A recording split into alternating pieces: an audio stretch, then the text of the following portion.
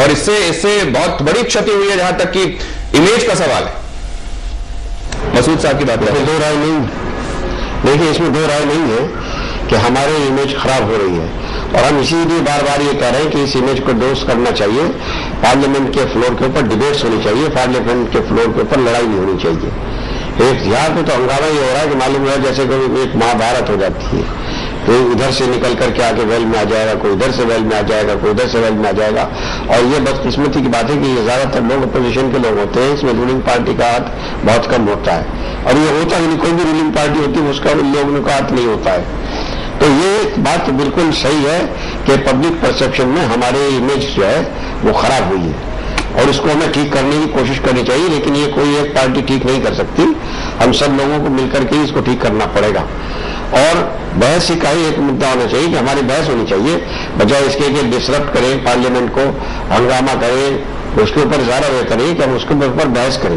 बहस के अगर किसी मुद्दे पर नहीं सरकार तैयार है तो उस पर बहस पे मांग करना तो उचित है, लेकिन हाउस को ठप कर देना उचित नहीं है कि सरकार तैयार हो जाए बहस करेंगे तो फिर आगे करेंगे किस रूल में करेंगे, रूल पे तैयार हो जाए तो फिर हम नहीं होने देंगे बहस। जैसा कि लोकपाल बिल में आपने देखा था, हुआ था ये सब चीजें।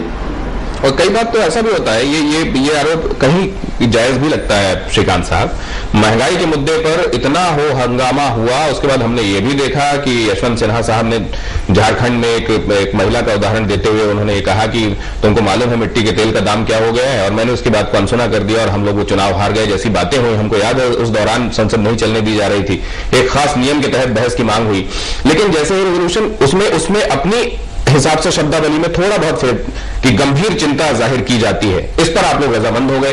तो ये भी कई बार लगता है कि वो जो आपने पूरा बिल्डअप किया, क्या वाकई किसी कॉज के लिए कंसर्न थे या सिर्फ वहां पर you were playing to the gallery?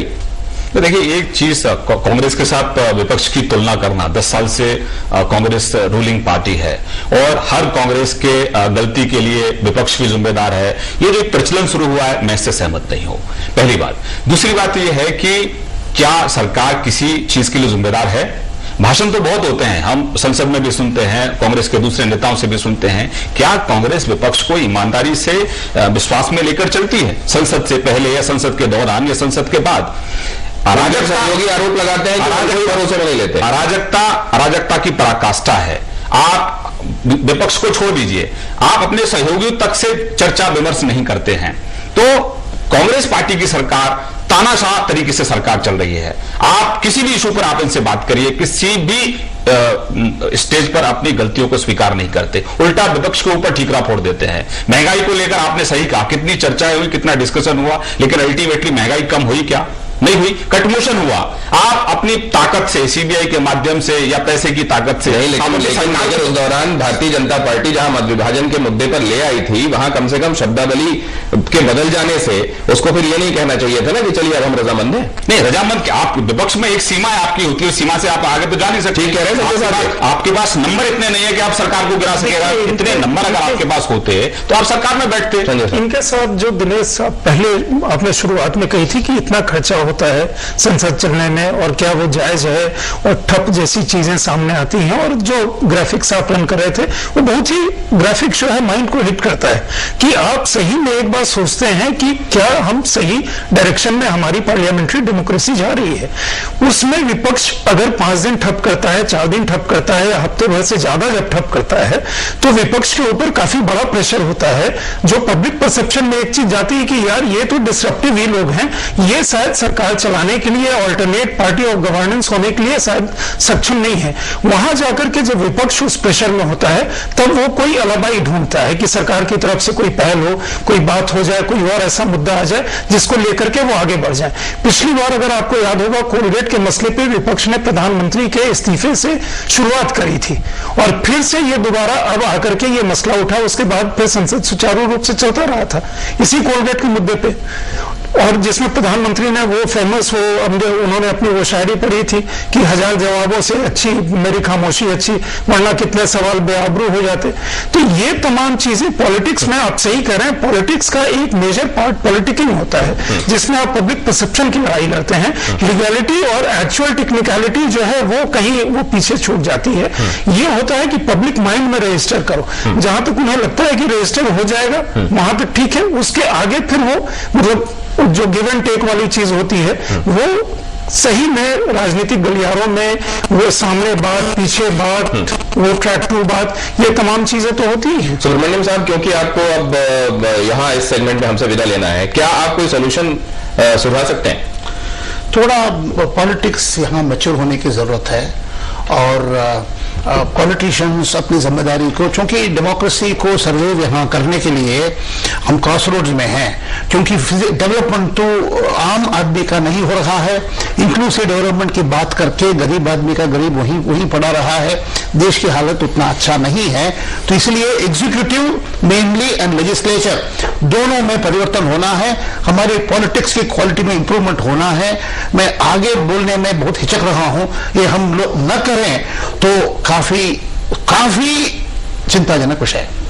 चलिए, बहुत धन्यवाद आपका सुब्रमण्यम साहब, हमारे साथ चर्चा में जुड़े रहने के लिए आपका धन्यवाद करेंगे। लेकिन बाकी के मेहमान हमारे साथ यहाँ बने हुए हैं। हामिद अंसारी साहब ने अभी इस बार सत्र के शुरू होने के पहले एक ऑल पार्टी मीट बुलाई और उसमें यह भी चर्चा हुई कि कैसे संसद को सुचारू रूप से चलाया जा सकता है। उन्होंने अपनी तरफ से एक सजेशन दिया कि कैसे क्या उद्दंड सांसदों को निलंबित किया जाए, प्रावधानों में बदलाव करके। किसी भी पॉलिटिकल पार्टी ने इस पर रजामंदी नहीं दी। क्या इसका नजरिया ये, इसकी वजह ये और इसके पीछे लॉजिक ये कि वहां जो कुछ किया जा रहा है वो दरअसल उद्दंडता होती ही नहीं है, वो तो जनता के विषयों पर जनता की तरफ से किया जा रहा रिएक्शन होता है, लिहाजा इसको उद्दंडता नहीं माना जाना चाहिए, इसीलिए उनको प्रिविलेज दिया जाता है। या फिर वाकई बहुत सारी चीजें ऐसी होती हैं जिनको रोका जा सकता है अगर इस तरह के प्रावधान ले आए जाएं तो। एक ब्रेक के बाद डॉक्टर मनमोहन सिंह इस्तीफा दे, अपनी सफाई के लिए ये सब मांगे कर रही है। इनकी विचार टेढ़ा, इनकी नीयत में खोट और इनकी नीति तो है ही नहीं। लांछन बढ़ने से अपने आरोप छुप नहीं जाते। प्रधानमंत्री सीधे कोयला मंत्री थे, हर कोयले खदान के आवंटन पर उनका हस्ताक्षर है।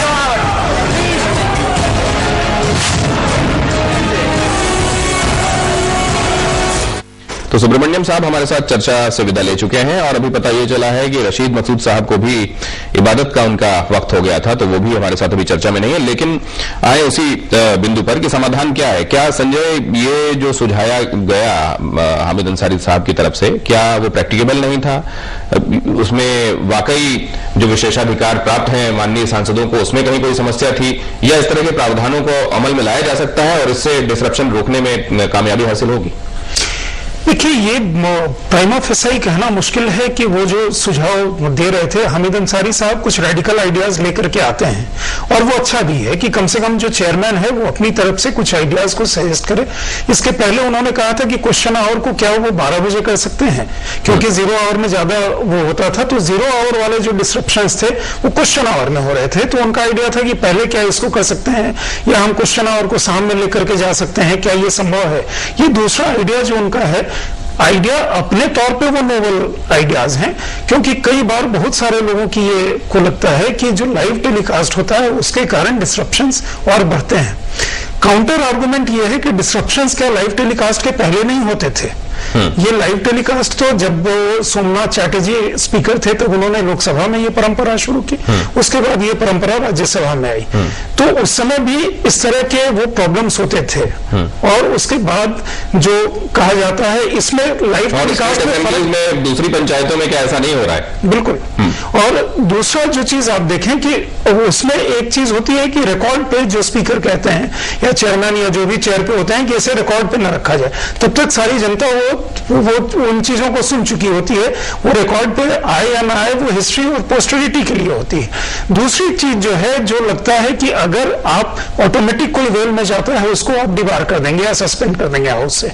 राज्यसभा में पहला सस्पेंशन तब हुआ था जिस बिल का जिक्र राशिद मसूद साहब बार बार कर रहे थे, महिला आरक्षण बिल, जिसमें जिस समय समाजवादी पार्टी के जो वहां पे सांसद थे उन्हें बाहर कर दिया गया था और बिल वो सुचारू रूप से वो पास हो गया था, क्योंकि उसके बाद कई तरह की चीजें और भी बनी थी और सरकार के अपना मैनेजमेंट था। बहरहाल उस दिन बाद रात में क्या हुआ था वो एक अलग विषय है। दूसरी चीज, वही सेम बिल लोकसभा में वो नहीं उस तरह से हो सकता था, क्योंकि लोकसभा में जो लोग विरोध के थे उनकी संख्या बल काफी ज्यादा थी। तो वो चीज आप मार्शल्स को बुला करके या फिजिकली उनको बाहर करना वो संभव नहीं था। अगर हमारे यहाँ हर जगह की अपनी अपनी परंपरा होती है, हमारे यहाँ लगभग परंपरा में ये चीज घुस गई है कि लोग वेल में जाते हैं। ये थोड़ा सा पॉलिटिकल मैनेजमेंट की भी चीज होती है कि आप वेल में जाने से पहले या जो इश्यूज हैं उन इश्यूज को आप किस तरह से ट्रैक टू में, क्योंकि यहाँ विश्वास की बड़ी भारी कमी हो गई है सत्ता पक्ष में और विपक्ष में। जब वो विश्वास बिल्कुल ही टूट जाता है और वो राइवल के बजाय, प्रतिद्वंदी के बजाय एनिमी के तौर पर जब देखने लगते हैं, तब वो समस्या और भी बढ़ती जाती है। और कई लोगों को यह लगता है कि हम शायद कहीं जाकर के ये बात सही है कि कुछ हद तक वो अफेक्ट जरूर करता है, क्योंकि लोग जब पोस्टर बैनर लेकर के जाते हैं और बाकी चीजों को लेकर के घुसते हैं तो उन्हें लगता है कि हमारी बात हमारी कंस्टिट्यूएंसी में सुनी जाएगी। तो इस कारण से कई बार ये चीजें होती हैं। लेकिन एक नया सिस्टम भी राज्यसभा लोकसभा टीवी ने निकाला है कि कई बार वो डिसरप्शंस के जो एक्चुअल शॉट्स हैं वेल के, वो आपको नहीं दिखाए जाते, वो आपको दूसरी चीजें दूसरे तरफ दिखाया जाता है और वो चीजें आप नहीं देखते। तो ये आइडियाज है, लेकिन बाकी पॉलिटिकल पार्टी को लगता है कि ये जो संसद का एक वाइब्रेंट वो फील होता है, वो फील वो मिस करता है। तो ये विषय थोड़ा कंटेंशियस है, जिसपे मुझे लगता है कि थोड़ी ज्यादा डिबेट की जरूरत है। अभी तो एक मीटिंग हुई है, कुछ मीटिंग पे अगर वो भी शायद कंसिस्टेंटली इसको परसू करें तो कुछ इसमें से ऐसे नतीजे निकल सकते हैं, क्योंकि संसद के बारे में विश्वसनीयता का जो ह्रास हो रहा है वो हमारे संसदीय परंपरा के लिए ठीक नहीं है। बिल्कुल, ये इस बात को क्या as a whole political fraternity कभी समझती है या उसी तरह से अलग अलग खांचों में बैठी हुई सत्ता पक्ष विपक्ष और इसी तरीके से चीजों को देखा जाता है, इस मुद्दे को भी वैसा ही देखा जाता है? श्रीकांत साहब, मेरा मानना यह है कि कांग्रेस पार्टी का जो मानसिकता है, यानी कि अभी भी उनके डीएनए में जो इमरजेंसी जैसे सोच है वो अभी विद्यमान है, वो अभी वहां से हटी नहीं है। जिस तरह से आप जनता को सड़क पर कुचलने की कोशिश करते हैं, आप लाठी चलाते हैं, आंसू गैस के गोले छोड़ते हैं, उसी प्रक्रिया में आप कहीं ना कहीं संसद की जो कार्रवाई हो रही है उसको भी सेंसर करने का आपकी तरफ से एक प्रयास था। इस तरह का हमको भी सुनने में आया। लेकिन आप समस्या की जड़ में जाने की कोशिश नहीं कर रहे हैं कि आपको समस्या की जड़ में जाना चाहिए कि अल्टीमेटली ये चीजें दिन प्रतिदिन क्यों बढ़ रही हैं। अब देश की जनता जागरूक है। आज से 10 साल पहले के हालात अलग थे, उससे 10 साल पहले के हालात अलग थे। मैं आपको एग्जाम्पल देना चाहता हूं। हर्षद मेहता कांड पर जेपीसी बनी थी, उसमें कांग्रेस के ही चेयरमैन थे रामनिवास मिर्धा, उनकी आलोचना तो बिल्कुल भी नहीं हुई। आज चाकू जी की आलोचना क्यों हो रही है कि जब आप किसी संवैधानिक पद की जिम्मेदारी लेते हैं और उस पद के प्रति अगर आप ईमानदार नहीं हैं और सीधे सीधे आप दिख रहा है कि भाई आप किस पर्पस से जेपीसी बनी थी, क्या वो जेपीसी का पर्पस सॉल्व हो रहा है, चलिए लोगों को लगता है कि आप रास्ता भटक रहे हैं, इसलिए इस तरह का माहौल बनता है और आपकी विश्वसनीयता जनता में समाप्त हो रही है। विपक्ष ये कहता है कि सत्ता पक्ष वैसा गरिमापूर्ण आचरण नहीं कर रहा है जैसा उसे करना चाहिए, बल्कि वो तो बहुत नीचे गिर चुका है। आप घोटाले उसकी वानगी है, आप देखिए। और ऐसे लोगों के साथ सहयोग कैसे किया जाता है, किया जा सकता है, खासतौर से तब जब वो किसी भी तरीके से एकोमोडेट करने के लिए, बहस करने के लिए, चर्चा करने के लिए तैयार नहीं हो और अपनी पर ही अड़े रहे।